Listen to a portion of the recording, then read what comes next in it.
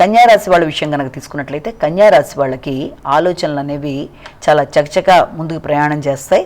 అయితే దాంతోపాటుగా ఈ ఆలోచనలతో పాటుగా వీళ్ళు చేసేది ఏంటి అంటే ఆర్థిక సంబంధమైన విషయాలు, ఆర్థిక సంబంధమైన పెట్టుబడులు మొదలైన విషయాల మీద ఎక్కువ శాతం దృష్టి సారిస్తూ ముందుకు వెళ్ళడానికి ప్రయత్నాలు అనేవి అధికంగా చేస్తారు.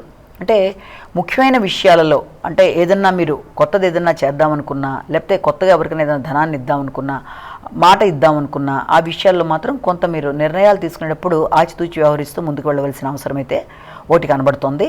అలాగే ఆకస్మికమైన ధనాలను ఖర్చు అవ్వడం బట్టి కూడా ప్లాన్లు అటు ఇటు అయ్యే అవకాశం ఉంది కనుక ఆ విషయంలో కొంత తగిన విధంగా జాగ్రత్తలు తీసుకుంటూ ముందుకు వెళ్ళినట్లయితే అది చాలా వరకు అనుకూలంగా ఉంటుంది.